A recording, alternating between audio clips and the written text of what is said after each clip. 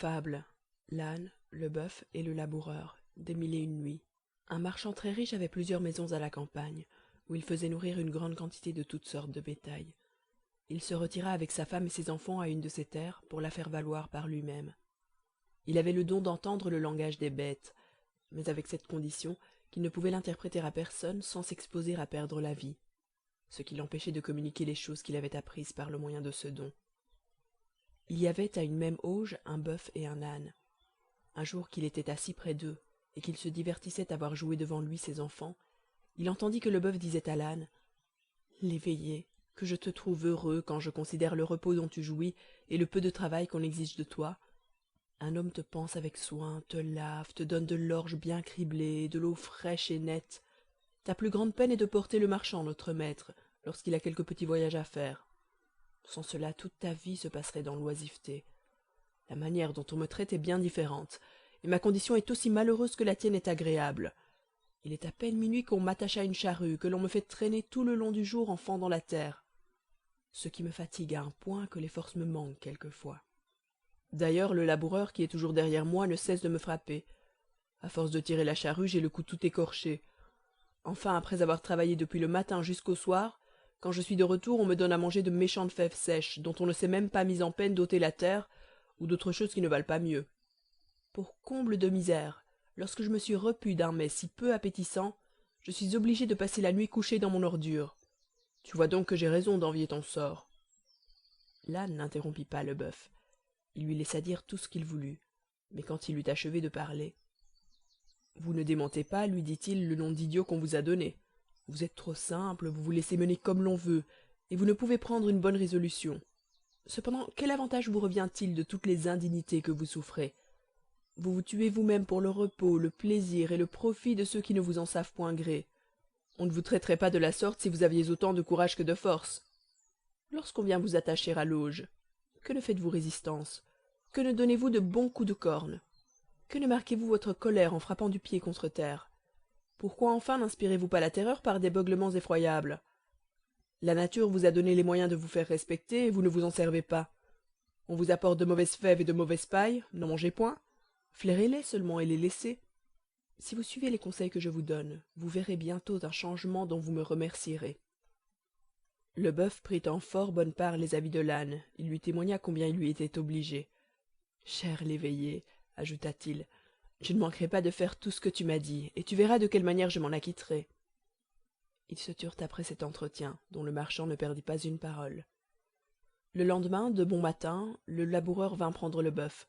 Il l'attacha à la charrue et le mena au travail ordinaire. Le bœuf, qui n'avait pas oublié le conseil de l'âne, fit fort le méchant ce jour-là, et le soir, lorsque le laboureur, l'ayant ramené à l'auge, voulut l'attacher comme de coutume, le malicieux animal, au lieu de présenter ses cornes de lui-même, se mit à faire le rétif et à reculer en beuglant. Il baissa même ses cornes, comme pour en frapper le laboureur. Il fit enfin tout le manège que l'âne lui avait enseigné. Le jour suivant, le laboureur vint le prendre pour le ramener au labourage, mais trouvant l'auge encore remplie de fèves et de la paille qu'il y avait mise le soir, et le bœuf couché par terre, les pieds étendus, et haletant d'une étrange façon, il le crut malade. Il en eut pitié, et jugeant qu'il serait inutile de le mener au travail, il alla aussitôt en avertir le marchand. Le bon marchand vit bien que les mauvais conseils de l'éveillé avaient été suivis, et pour le punir comme il le méritait: «Va», dit-il au laboureur, «prends l'âne à la place du bœuf, et ne manque pas de lui donner bien de l'exercice.» Le laboureur obéit. L'âne fut obligé de tirer la charrue tout ce jour-là, ce qui le fatigua d'autant plus qu'il était moins accoutumé à ce travail. Outre cela, il reçut tant de coups de bâton qu'il ne pouvait se soutenir quand il fut de retour. Cependant, le bœuf était très content. Il avait mangé tout ce qu'il y avait dans son auge et s'était reposé toute la journée. Il se réjouissait en lui-même d'avoir suivi les conseils de l'éveillé. Il lui donnait 1000 bénédictions pour le bien qu'il lui avait procuré, et il ne manqua pas de lui en faire un nouveau compliment lorsqu'il le vit arriver.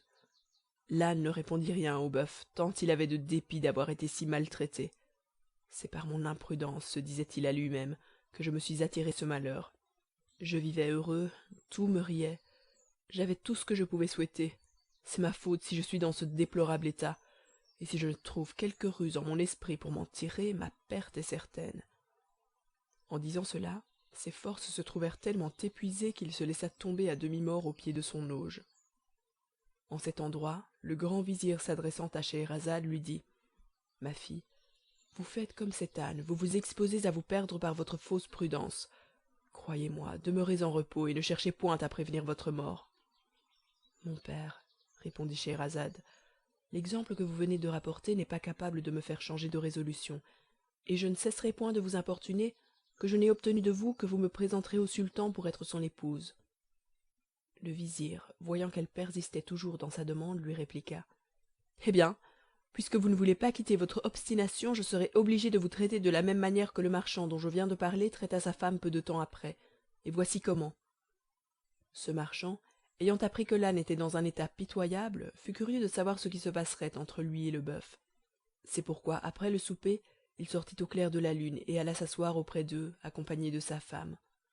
En arrivant, il entendit l'âne qui disait au bœuf: Compère, dites-moi, je vous prie, ce que vous prétendez faire quand le laboureur vous apportera demain à manger. Ce que je ferai, répondit le bœuf, je continuerai de faire ce que tu m'as enseigné.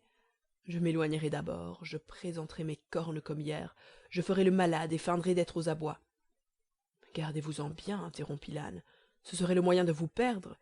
J'ai ouï dire au marchand, notre maître, une chose qui m'a fait trembler pour vous. Hé, qu'avez-vous entendu? Dit le bœuf. Ne me cachez rien, de grâce, mon cher l'éveillé. Notre maître, reprit l'âne, a dit au laboureur ces tristes paroles: Puisque le bœuf ne mange pas, et qu'il ne peut se soutenir, je veux qu'il soit tué dès demain. Nous ferons pour l'amour de Dieu une aumône de sa chair aux pauvres, et quant à sa peau, qui pourra nous être utile, tu la donneras au corroyeur. Ne manque donc pas de faire venir le boucher. Voilà ce que j'avais à vous apprendre, ajouta l'âne. L'intérêt que je prends à votre conservation et l'amitié que j'ai pour vous m'obligent à vous en avertir et à vous donner un nouveau conseil. D'abord, quand vous apportera vos fèves et votre paille, levez-vous et vous jetez dessus avec avidité. Le maître jugera par là que vous êtes guéri et révoquera sans doute votre arrêt de mort, au lieu que si vous en usez autrement, c'est fait de vous. Ce discours produisit l'effet qu'en avait attendu l'âne. Le bœuf en fut étrangement troublé et en beugla d'effroi. Le marchand, qui les avait écoutés tous deux avec beaucoup d'attention, fit alors un si grand éclat de rire que sa femme en fut très surprise. Apprenez-moi, lui dit-elle, pourquoi vous riez si fort, afin que j'en rie avec vous. Ma femme, répondit le marchand, contentez-vous de m'entendre rire. Non, reprit-elle, j'en veux savoir le sujet. Je ne puis vous donner cette satisfaction, repartit le mari. Sachez seulement que je ris de ce que notre âne vient de dire à notre bœuf. Le reste est un secret qu'il ne m'est pas permis de vous révéler. Et qui vous empêche de me découvrir ce secret? Répliqua-t-elle. Si je vous le disais, répondit-il, apprenez qu'il m'en coûterait la vie. Vous vous moquez de moi, s'écria la femme. Ce que vous me dites ne peut pas être vrai. Si vous ne m'avouez tout à l'heure pourquoi vous avez ri, si vous refusez de m'instruire de ce que l'âne et le bœuf ont dit, je jure par le grand Dieu qui est au ciel que nous ne vivrons pas davantage ensemble. En achevant ces mots, elle rentra dans la maison et se mit dans un coin où elle passa la nuit à pleurer de toute sa force. Le mari coucha seul, et le lendemain, voyant qu'elle ne discontinuait pas de se lamenter, vous n'êtes pas sage, lui dit-il, de vous affliger de la sorte. La chose n'en vaut pas la peine, et il vous est aussi peu important de le savoir qu'il m'importe beaucoup à moi de la tenir secrète. N'y pensez donc plus, je vous en conjure. J'y pense si bien encore, répondit la femme, que je ne cesserai pas de pleurer que vous n'ayez satisfait ma curiosité. Mais je vous dis fort sérieusement, répliqua-t-il, qu'il m'en coûtera la vie si je cède à vos indiscrètes instances. Qu'il en arrive tout ce qu'il plaira à Dieu, repartit-elle. Je n'en démordrai pas. Je vois bien, reprit le marchand, qu'il n'y a pas moyen de vous faire entendre raison, et comme je prévois que vous vous ferez mourir vous-même par votre opiniâtreté, je vais appeler vos enfants, afin qu'ils aient la consolation de vous voir avant que vous mouriez. Il fit venir ses enfants, et envoya chercher aussi le père, la mère et les parents de la femme. Lorsqu'ils furent assemblés, et qu'il leur eut expliqué de quoi il était question, ils employèrent leur éloquence à faire comprendre à la femme qu'elle avait tort de ne vouloir pas revenir de son entêtement. Mais elle les rebuta tous, et dit qu'elle mourrait plutôt que de céder en cela à son mari. Le père et la mère eurent beau lui parler en particulier, et lui représenter que la chose qu'elle souhaitait d'apprendre ne lui était d'aucune importance, ils ne gagnèrent rien sur son esprit, ni par leur autorité, ni par leur discours. Quand ses enfants virent qu'elle s'obstinait à rejeter toujours les bonnes raisons dont on combattait son opiniâtreté, ils se mirent à pleurer amèrement. Le marchand lui-même ne savait plus où il en était. Assis seul auprès de la porte de sa maison, il délibérait déjà s'il sacrifierait sa vie pour sauver celle de sa femme qu'il aimait beaucoup. Or, ma fille, continua le vizir en parlant toujours à Scheherazade, ce marchand avait 5 poules et un coq, avec un chien qui faisait bonne garde. Pendant qu'il était assis, comme je l'ai dit, et qu'il rêvait profondément au parti qu'il devait prendre, il vit le chien courir vers le coq qui s'était jeté sur une poule, et il entendit qu'il lui parla dans ces termes: «Ô coq, Dieu ne permettra pas que tu vives encore longtemps. N'as-tu pas honte de faire aujourd'hui ce que tu fais?» Le coq monta sur ses ergots, et se tournant du côté du chien: «Pourquoi?» répondit-il fièrement, «cela me serait-il défendu aujourd'hui plutôt que les autres jours?» «Puisque tu l'ignores», répliqua le chien, «apprends que notre maître est aujourd'hui dans un grand deuil. Sa femme veut qu'il lui révèle un secret qui est de telle nature qu'il perdra la vie s'il le lui découvre. Les choses sont en cet état, et il est à craindre qu'il n'ait pas assez de fermeté pour résister à l'obstination de sa femme, car il l'aime, et il est touché des larmes qu'elle répand sans cesse. Il va peut-être périr. Nous en sommes tous alarmés dans ce logis. Toi seul, insultant à notre tristesse, tu as l'impudence de te divertir avec tes poules.» Le coq repartit de cette sorte à la réprimande du chien: «Que notre maître est insensé. Il n'a qu'une femme, et il n'en peut venir à bout, pendant que j'en ai 50 qui ne font que ce que je veux. Qu'il rappelle sa raison, il trouvera bientôt moyen de sortir de l'embarras où il est.» «Eh, que veux-tu qu'il fasse?» dit le chien. «Qu'il entre dans la chambre où est sa femme», répondit le coq, «et qu'après s'être enfermé avec elle, il prenne un bon bâton, et lui en donne 1000 coups. Je mets en fait qu'elle sera sage après cela, et qu'elle ne le pressera plus de lui dire ce qu'il ne doit pas lui révéler.»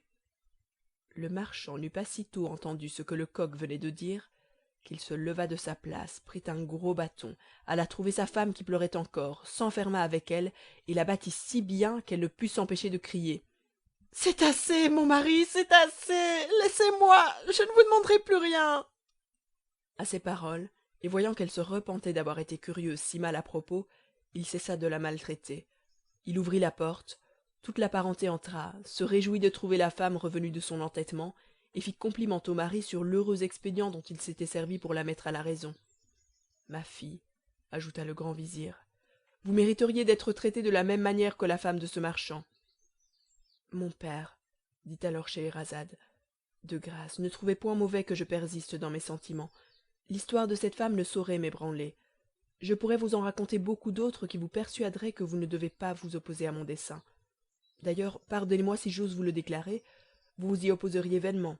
Quand la tendresse paternelle refuserait de souscrire à la prière que je vous fais, j'irai me présenter moi-même au sultan.» Enfin le père, poussé à bout par la fermeté de sa fille, se rendit à ses importunités, et quoique fort affligé de n'avoir pu la détourner d'une si funeste résolution, il alla dès ce moment trouver Schahriar pour lui annoncer que la nuit prochaine il lui mènerait Scheherazade. Le sultan fut fort étonné du sacrifice que son grand vizir lui faisait. «Comment avez-vous pu, lui dit-il, vous résoudre à me livrer votre propre fille?» «Sire», lui répondit le vizir, «elle s'est offerte d'elle-même. La triste destinée qui l'attend n'a pu l'épouvanter, et elle préfère à sa vie l'honneur d'être une seule nuit l'épouse de votre majesté.» «Mais ne vous trompez pas, vizir», reprit le sultan. «Demain, en vous remettant Scheherazade entre les mains, je prétends que vous lui ôtiez la vie. Si vous y manquez, je vous jure que je vous ferai mourir vous-même.» «Sire», repartit le vizir, «mon cœur gémira sans doute en vous obéissant, mais la nature aura beau murmurer, quoique père, je vous réponds d'un bras fidèle.» Schahriar accepta l'offre de son ministre, et lui dit qu'il n'avait qu'à lui amener sa fille quand il lui plairait. Le grand vizir alla porter cette nouvelle à Scheherazade, qui la reçut avec autant de joie que si elle eût été la plus agréable du monde. Elle remercia son père de l'avoir si sensiblement obligée, et voyant qu'il était accablé de douleur, elle lui dit, pour le consoler, qu'elle espérait qu'il ne se repentirait pas de l'avoir marié avec le sultan, et qu'au contraire il aurait sujet de s'en réjouir le reste de sa vie. Elle ne songea plus qu'à se mettre en état de paraître devant le sultan, mais avant que de partir, elle prit sa sœur Dinarzade en particulier, et lui dit: «Ma chère sœur, j'ai besoin de votre secours dans une affaire très importante. Je vous prie de ne me le pas refuser. Mon père va me conduire chez le sultan pour être son épouse. Que cette nouvelle ne vous épouvante pas. Écoutez-moi seulement avec patience. Dès que je serai devant le sultan, je le supplierai de permettre que vous couchiez dans la chambre nuptiale, afin que je jouisse cette nuit encore de votre compagnie. Si j'obtiens cette grâce, comme je l'espère, souvenez-vous de m'éveiller demain matin 1 heure avant le jour, et de m'adresser ces paroles: Ma sœur, si vous ne dormez pas, je vous supplie, en attendant le jour qui paraîtra bientôt, de me raconter un de ces beaux contes que vous savez. aussitôt je vous en conterai un, et je me flatte de délivrer par ce moyen tout le peuple de la consternation où il est. Dinarzade répondit à sa sœur qu'elle ferait avec plaisir ce qu'elle exigeait d'elle. L'heure de se coucher étant enfin venue, le grand vizir conduisit Scheherazade au palais et se retira après l'avoir introduite dans l'appartement du sultan. Ce prince ne se vit pas plus tôt avec elle qu'il lui ordonna de se découvrir le visage. Il la trouva si belle qu'il en fut charmé, mais s'apercevant qu'elle était en pleurs, il lui en demanda le sujet. Sire, répondit Scheherazade, j'ai une sœur que j'aime aussi tendrement que j'en suis aimée. Je souhaiterais qu'elle passât la nuit dans cette chambre pour la voir et lui dire adieu encore une fois. Voulez-vous bien que j'aie la consolation de lui donner ce dernier témoignage de mon amitié? Schahriar y ayant consenti, on alla chercher Dinarzade qui vint en diligence. Le sultan se coucha avec Scheherazade sur une estrade fort élevée, à la manière des monarques de l'Orient, et Dinarzade dans un lit qu'on lui avait préparé au bas de l'estrade. 1 heure avant le jour, Dinarzade, s'étant réveillée, ne manqua pas de faire ce que sa sœur lui avait recommandé. Ma chère sœur, s'écria-t-elle, si vous ne dormez pas, je vous supplie, en attendant le jour qui paraîtra bientôt, de me raconter un de ces contes agréables que vous savez. Hélas, ce sera peut-être la dernière fois que j'aurai ce plaisir. Scheherazade, au lieu de répondre à sa sœur, s'adressa au sultan. Sire, dit-elle, votre majesté veut-elle bien me permettre de donner cette satisfaction à ma sœur? Très volontiers, répondit le sultan. Alors Scheherazade dit à sa sœur d'écouter, et puis, adressant la parole à Schahriar, elle commença de la sorte. Fin de la fable. L'âne, le bœuf et le laboureur.